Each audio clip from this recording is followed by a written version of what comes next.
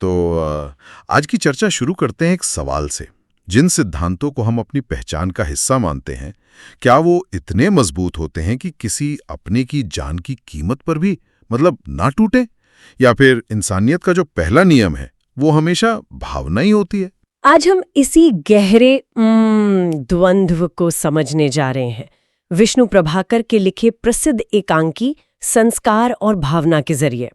और देखिए, ये सिर्फ एक परिवार की कहानी नहीं है, बल्कि उस दौर की आवाज है जब भारत का समाज परंपरा और आधुनिकता के बीच अपनी राह ढूंढ रहा था। बिल्कुल। हमारे पास ये एक एकांकी है जो एक मध्यवर्गीय परिवार के अंदर मचे एक, आप कह सकते हैं, भावनात्मक बवंडर को दिखाता है। हमारा मकसद सिर्फ कहानी सुनाना नहीं है, बल्कि ये समझना है कि कैसे एक संकट की घड़ी सालों से पत्थर की तरह जमी हुई धारणाओं को रेत में बदल सकती है। तो चलिए इस कहानी के किरदारों, उनके तर्कों और उनकी कश्मकश की गहराइयों में उतरते हैं। कहानी की शुरुआत एक बहुत ही दिलचस्प लाइन से होती है। घर की छोटी बहू है उमा, और वो एक किताब पढ़ते पढ़ते सोचती है, जिन बातों का हम प्राण देकर भी विरोध करने को तैयार रहते हैं, एक समय आता है वही बातें हम चुपचाप स्वीकार कर लेते हैं। ये लाइन तो मतलब एक भविष्यवाणी जैसी नहीं लगती? क्या लेखक हमें पहले ही बता रहे हैं कि कहानी कहाँ जाने वाली है? बिल्कुल सही पकड़ा आपने। ये सिर्फ एक दार्शनिक विचार नहीं है, ये एक साहित्यिक युक्ति है जिसे हम फॉरशैडोइंग या पूर्वाभास कहते हैं। हाँ। विष्णु प्रभाकर जी यहाँ कहानी का बीज बो रहे हैं। वो पाठक को तैयार कर रहे हैं कि वो एक ऐसे बड़े बदलाव का गवाह बनने वाला है जहाँ एक अटूट लगने वाला विश्वास टूट जाएगा। ये पंक्ति मतलब पूरी कहानी के लिए एक फ्रेम सेट कर देती है। और ये शांति ज्यादा देर टिकती नहीं है। घर की मुखिया यानी माँ बेधवास हालत में घर आती हैं। पता चलता है कि उनके बड़े बेटे अविनाश को, जो परिवार से अलग रहता है, उसे हैजा हुआ था और वो मरते मरते बचा है। और ये खबर भी उन्हें किसी और से, पड़ोस की नौकरानी से मिली है। ये सिर्फ दुख नहीं है, इसमें एक गहरा अपमान भी है ना? हाँ, ये बहुत महत्वपूर्ण बिंदु है। माँ का दुख सिर्फ बेटे की बीमारी का नहीं है, बल्कि इस बात का है कि वो इस पूरी प्रक्रिया से बाहर थीं। उनका जो संवाद है, मेरा बेटा बीमार रहे और मुझे पता भी ना लगे, ये उनकी बेबसी दिखाता है। उस दौर के सामाजिक ढांचे में एक माँ की पहचान अपने बच्चों से जुड़ी होती थी। अविनाश का बिना उन्हें बताए इतना बड़ा संकट झेल जाना माँ के लिए उनके अपने अस्तित्व पर एक सवालिया निशान है, जैसे वो एक माँ के तौर पर विफल हो गई। सही बात है। और यहीं पर कहानी का पहला विरोधाभास आता है। माँ जिस बहू की वजह से बेटे से अलग हुई थी, आज उसी की तारीफ करने पर मजबूर हैं। हाँ।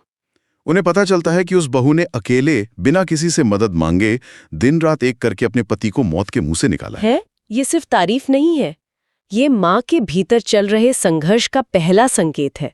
वो कहती हैं, बहू कैसी भी हो पर अपने प्राण देकर उसने पति को बचा लिया है। यहाँ कैसी भी हो शब्द उनके संस्कारों की झलक है।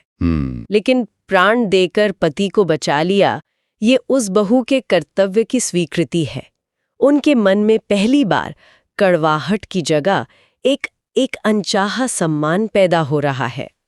संस्कार और भावना के बीच की पहली दरार यहीं दिखती है। तो माँ के मन में ये उथल-पुथल तो चली रही है, लेकिन घर में कोई और भी है, छोटी बहू उमा। वो अब भी सारा दोष बड़ी बहू पर ही डाल रही है। पर फिर वो एक पुरानी मुलाकात का जिक्र करती है जो कहानी के नजरिए को पूरी तरह बदल देता है। हाँ, उमा बताती है कि वो एक बार अपनी भाभी से लड़ने गई थी। उसके मन में अपनी भाभी की एक विलन जैसी छवि थी कि इसने मेरी सास को बेटे से जुदा कर दिया। लेकिन वो मुलाकात, वो उसकी पूरी सोच पर पानी फेर देती है। वो अपनी भाभी के रूप और शांत स्वभाव से बहुत प्रभावित हो जाती है। और उस मुलाकात का सबसे जरूरी हिस्सा था एक सवाल। जब उमा अपनी भाभी पर माँ को बेटे से अलग करने का आरोप लगाती है, तो वो पलटकर बस एक सवाल पूछती है, तुम अतुल से प्यार करती हो? सोचो तो, कोई तुमसे कहे तुम अतुल को छोड़ दो क्योंकि उनकी माँ इस विवाह से नाराज हैं, तो क्या तुम उन्हें छोड़ दोगी? और ये सवाल एक तीर की तरह उमा के तर्क को भेद देता है। वो चिल्लाकर कहती है, नहीं भाभी, मैं नहीं छोड़ सकूंगी। इस एक पल में उमा के लिए उसकी भाभी एक विलेन नहीं रह जाती, बल्कि वो अपनी ही परछाई बन जाती है। अच्छा। ये सवाल सहानुभूति का सबसे शक्तिशाली रूप है, दूसरे को उसकी जगह रखकर देखना। लेखक यहाँ दिखा रहे हैं कि प्रेम का तर्क सार्वभौमिक होता है। वो जातीय परिवार के बंधनों से परे हैं। जिस सिद्धांत पर उमा का अपना जीवन टिका है, उसी सिद्धांत को अपनी भाभी के लिए गलत कैसे कह सकती है? तो अब उस मूल मुद्दे पर आते हैं जिसने इस परिवार को तोड़ा। अविनाश का एक विजातीय यानी दूसरी जाति की लड़की से विवाह करना, और इस विवाह को माँ अपने संस्कारों पर हमला मानती हैं। बिल्कुल। यहाँ हमें विष्णु प्रभाकर जी और उनके समय को समझना होगा।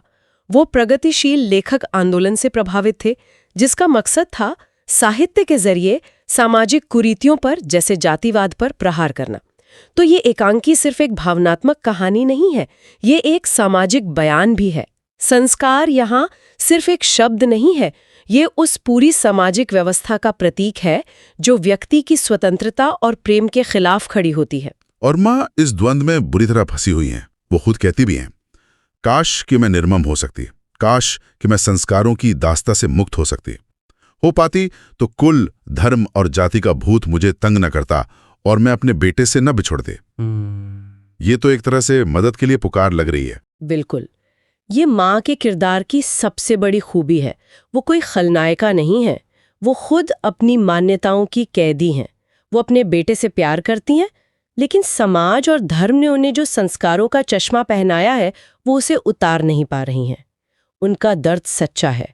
वो एक ही समय में अपने बेटे को प्यार भी कर रही हैं और अपने संस्कारों के खिलाफ जाने के लिए उसे सजा भी दे रही हैं। इसी कश्मकश के बीच घर में तूफान की तरह एंट्री होती है छोटे बेटे अतुल की। उसका नजरिया बिल्कुल साफ है, तर्कपूर्ण और बेहद कठोर। वो आते ही बताता है कि उसे भाई की बीमारी के बारे में पता था, पर उसने माँ को नहीं बताया। अतुल का तर्क अपनी जगह सही हो सकता है, पर अपनी माँ को सीधे सीधे कायर कह देना, ये बहुत बड़ी बात है। क्या वो सिर्फ विद्रोही है या उसके इस गुस्से के पीछे कोई गहरा दर्द छिपा है? ये एक बहुत अच्छा सवाल है। अतुल यहाँ सिर्फ गुस्सा नहीं दिखा रहा है, वो एक तरह की शॉक थेरेपी का इस्तेमाल कर रहा है। वो देख रहा है कि उसकी माँ भावनाओं, अपराध बोध और परंपरा के एक ऐसे दलदल में फंस गई हैं जहाँ वो कोई फैसला नहीं ले पा रही हैं। अतुल का हर शब्द एक सर्जन के चाकू की तरह है, कठोर लेकिन जरूरी। जब वो कहता है माँ तो हो पर सुनकर क्या करती, क्या उसके पास जाती, तो वो माँ को उनकी निष्क्रियता का आईना दिखा रहा है। वो तो माँ की ममता पर भी सवाल उठा देता है। वो कहता है कि ये कैसा प्यार है जो स्वीकृति नहीं दे सकता। उसके लिए प्यार एक पाखंड है। हाँ, और यहीं अतुल का किरदार उस नई पीढ़ी का प्रतीक बनता है जो सिर्फ भावनाओं की दुहाई पे यकीन नहीं करती, वो तर्क और एक्शन की मांग करती है। उसके लिए ममता तब तक खोखली है जब तक वो अपने बेटे की खुशी को, उसकी पसंद को पूरे दिल से स्वीकार न कर ले। उसका माँ को कायर कहना क्रूरता नहीं बल्कि एक हताशा है। वो अपनी माँ को इस आत्मनिर्मित जेल से बाहर निकालना चाहता है और जानता है कि प्यार भरी बातों से ये दीवार नहीं टूटेगी, उसे हथौड़े का इस्तेमाल करना ही होगा। और कहानी को एक और झटका तब लगता है जब पता चलता है कि अविनाश की सेवा करते करते अब उसकी पत्नी खुद गंभीर रूप से बीमार पड़ गई है और उसके बचने की कोई उम्मीद नहीं है। जी, अतुल इस खबर को भी बहुत सीधे तरीके से पेश करता है। वो कहता है भाभी मरणासन्न है, और वो ये भी बताता है कि उसका भाई फौलाद है जो टूट जाएगा पर झुकेगा नहीं। मतलब वो इलाज के लिए भी किसी के आगे हाथ नहीं फैलाएगा। ये जानकारी कहानी का निर्णायक मोड़ है। अब तक संकट अविनाश पर था जो ठीक हो चुका है, लेकिन अब संकट उस बहू पर है जिसे परिवार ने कभी स्वीकार ही नहीं किया। ये खबर माँ को पूरी तरह से तोड़ देती है। उन्हें अचानक एक खौफनाक एहसास होता है। वो कांपते हुए कहती हैं, अगर बहू को कुछ हो गया तो अविनाश भी नहीं बचेगा। उसे बचाने की शक्ति केवल मुझी में है। ये वो पल है जहां सब कुछ बदल जाता है। बिल्कुल, यही कहानी का क्लाइमैक्स है। अब तक संस्कार और ममता के बीच एक लड़ाई चल रही थी जिसमें संस्कार भारी पड़ रहे थे, लेकिन इस खबर के साथ समीकरण बदल गया। अब ये संस्कार बनाम ममता की लड़ाई नहीं रही, अब ये संस्कार बनाम बेटे की निश्चित मृत्यु की लड़ाई बन गई है। एक अमूर्त सिद्धांत के टूटने का डर अब एक बेटे को हमेशा के लिए खो देने के ठोस और भयानक डर के सामने बौना पड़ गया है। उनका ये कहना कि उसे बचाने की शक्ति केवल मुझी में है, ये क्या दिखाता है? क्या ये उनका अहंकार है या एक माँ की ताकत का एहसास? ये माँ की ताकत का एहसास है। वो जानती हैं कि अविनाश फौलाद की तरह है। वो दुनिया से लड़ सकता है, लेकिन अपनी माँ के सामने उसका कवच पिघल जाएगा। वो समझ जाती हैं कि इस वक्त सिर्फ वही है जो अपने बेटे को टूटने से बचा सकती हैं, और उसे बचाने के लिए पहले उस बहू को बचाना होगा जिसे वो अब तक अपना नहीं मानती थी। ये एहसास उन्हें एक पल में बदल देता है। सालों पुरानी परंपरा की दीवारें एक माँ के डर के आगे ढह जाती हैं। और अतुल यहाँ भी उन्हें आखिरी बार हकीकत का आईना दिखाता है। वो कहता है, चलने से पहले एक बात सोच लो, यदि तुम उस नीच कुल की विजातीय भाभी को इस घर में नहीं ला सकी तो जाने से कुछ लाभ नहीं होगा। ये एक आखिरी परीक्षा है। और माँ इस परीक्षा में पास हो जाती हैं। वो बहुत शांत और दृढ़ स्वर में कहती हैं, जानती हूं अतुल, इसीलिए तो जा रही हूं। ये 3 शब्द एक क्रांति है। ये सिर्फ बहू को देखने जाना नहीं है, ये उसे अपने घर, अपने परिवार में अपनी बेटी बनाकर वापस लाने का संकल्प है। यहां आकर भावना ने संस्कार पर निर्णायक जीत हासिल कर ली है। माँ ने अपने बेटे के जीवन को किसी भी सामाजिक नियम से ऊपर चुना है। और एकांकी का अंत उमा के उन्हीं शुरुआती शब्दों से होता है जो वो फिर से फुसफुसाती है, लेकिन इस बार उन शब्दों का वजन और मतलब कहीं ज्यादा गहरा है। हाँ, अब ये सिर्फ एक किताबी पंक्ति नहीं है, बल्कि एक जीती जागती सच्चाई है, जिसे उन्होंने अपनी आंखों से घटते हुए देखा है। उन्होंने देखा है कि कैसे उनकी सास, जो संस्कारों के लिए जान देने की बात करती थीं, आज उन्हीं संस्कारों को तोड़कर अपने बेटे के पास जा रही हैं। ये इस बात का सबूत है कि मानवीय भावनाएं, खासकर एक माँ का अपने बच्चे के लिए प्यार, किसी भी सामाजिक या पारंपरिक बंधन से कहीं ज्यादा शक्तिशाली हो सकता है। तो संस्कार और भावना हमें ये दिखाती है कि कैसे जिंदगी के सबसे कठोर पल हमें अपनी सबसे गहरी धारणाओं पर सवाल उठाने के लिए मजबूर कर देते हैं। ये कहानी सिर्फ एक परिवार की नहीं है, बल्कि उस हर व्यक्ति की है जो कभी न कभी अपने दिल और अपने उसूलों के बीच फंसा हो। जी, और ये एकांकी ये भी बताता है कि कभी-कभी जिसे हम सिद्धांत या संस्कार मानकर कसकर पकड़े रहते हैं, वो महज एक खोल होता है। असली इंसानियत उस खोल को तोड़ने के बाद ही सामने आती है। यहाँ माँ की ममता उनके संस्कारों से ज्यादा शक्तिशाली इसलिए साबित हुई क्योंकि उनके लिए बेटे की जिंदगी से बड़ा कोई संस्कार, कोई धर्म नहीं था। ये नाटक हमें सिखाता है कि नियम और परंपराएं इंसान के लिए बनी है, इंसान उनके लिए नहीं। बिल्कुल। और जाते जाते सोचने के लिए एक सवाल छोड़ जाते हैं। माँ ने अपनी मान्यताओं की बेड़ियों को तोड़कर एक बड़ा फैसला तो ले लिया, लेकिन क्या एक व्यक्ति के बदल जाने से पूरी व्यवस्था बदल जाती है?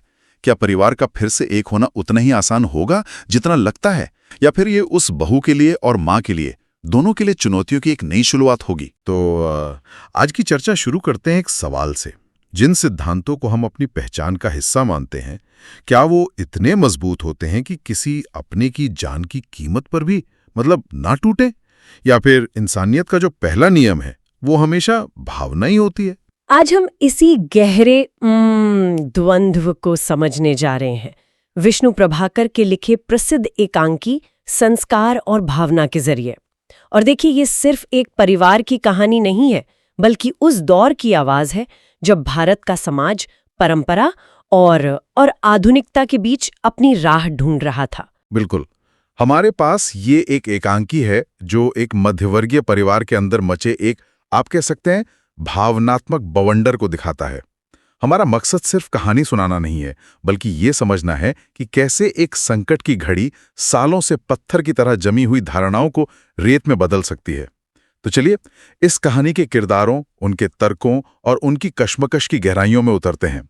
कहानी की शुरुआत एक बहुत ही दिलचस्प लाइन से होती है। घर की छोटी बहू है उमा, और वो एक किताब पढ़ते पढ़ते सोचती है, जिन बातों का हम प्राण देकर भी विरोध करने को तैयार रहते हैं, एक समय आता है वही बातें हम चुपचाप स्वीकार कर लेते हैं। ये लाइन तो एक भविष्यवाणी जैसी नहीं लगती? क्या लेखक हमें पहले ही बता रहे हैं कि कहानी कहाँ जाने वाली है? बिल्कुल सही पकड़ा आपने। ये सिर्फ एक दार्शनिक विचार नहीं है, ये एक साहित्यिक युक्ति है जिसे हम फॉरशैडोइंग या पूर्वाभास कहते हैं। हाँ। विष्णु प्रभाकर जी यहाँ कहानी का बीज बो रहे हैं। वो पाठक को तैयार कर रहे हैं कि वो एक ऐसे बड़े बदलाव का गवाह बनने वाला है जहां एक अटूट लगने वाला विश्वास टूट जाएगा। ये पंक्ति पूरी कहानी के लिए एक फ्रेम सेट कर देती है। और ये शांति ज्यादा देर टिकती नहीं है। घर की मुखिया यानी माँ बेधवास हालत में घर आती हैं। पता चलता है कि उनके बड़े बेटे अविनाश को, जो परिवार से अलग रहता है, उसे हैजा हुआ था और वो मरते मरते बचा है। और ये खबर भी उन्हें किसी और से, पड़ोस की नौकरानी से मिली है। ये सिर्फ दुख नहीं है, इसमें एक गहरा अपमान भी है ना। हाँ, ये बहुत महत्वपूर्ण बिंदु है।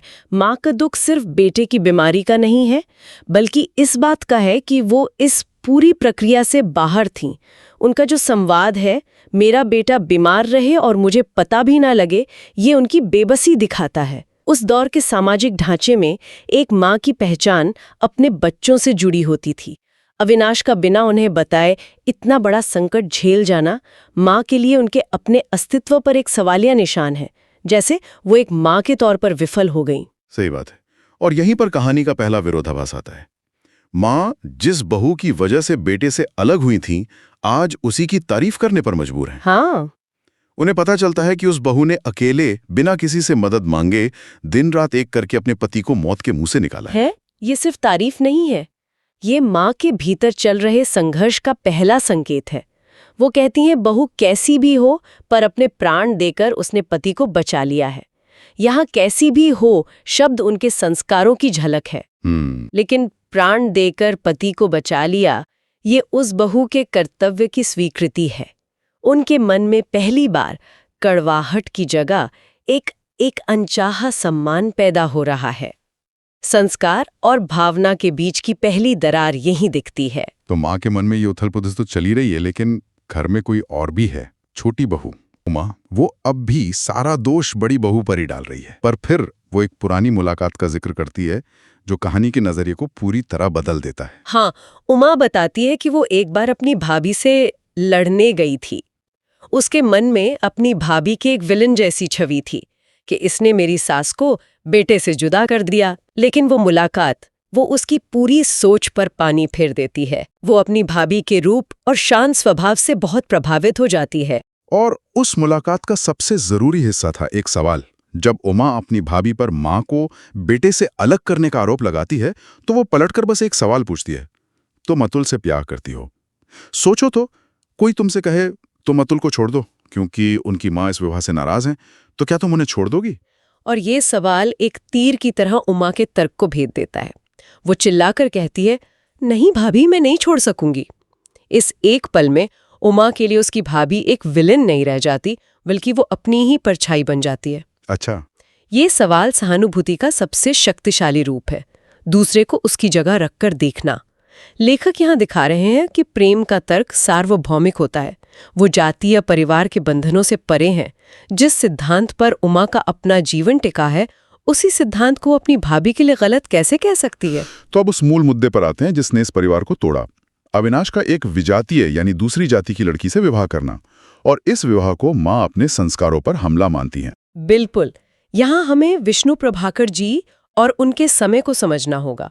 वो प्रगतिशील लेखक आंदोलन से प्रभावित थे, जिसका मकसद था साहित्य के जरिए सामाजिक कुरीतियों पर, जैसे जातिवाद पर प्रहार करना। तो ये एकांकी सिर्फ एक भावनात्मक कहानी नहीं है, ये एक सामाजिक बयान भी है। संस्कार यहाँ सिर्फ एक शब्द नहीं है, ये उस पूरी सामाजिक व्यवस्था का प्रतीक है जो व्यक्ति की स्वतंत्रता और प्रेम के खिलाफ खड़ी होती है। और माँ इस द्वंद्व में बुरी तरह फंसी हुई हैं। वो खुद कहती भी हैं, काश कि मैं निर्मम हो सकती, काश कि मैं संस्कारों की दास्ता से मुक्त हो सकती। हो पाती तो कुल, धर्म और जाति का भूत मुझे तंग न करता और मैं अपने बेटे से न बिछुड़ते। ये तो एक तरह से मदद के लिए पुकार लग रही है। बिल्कुल। ये माँ के किरदार की सबसे बड़ी खूबी है। वो कोई खलनायिका नहीं है, वो खुद अपनी मान्यताओं की कैदी हैं। वो अपने बेटे से प्यार करती हैं, लेकिन समाज और धर्म ने उन्हें जो संस्कारों का चश्मा पहनाया है, वो उसे उतार नहीं पा रही हैं। उनका दर्द सच्चा है। वो एक ही समय में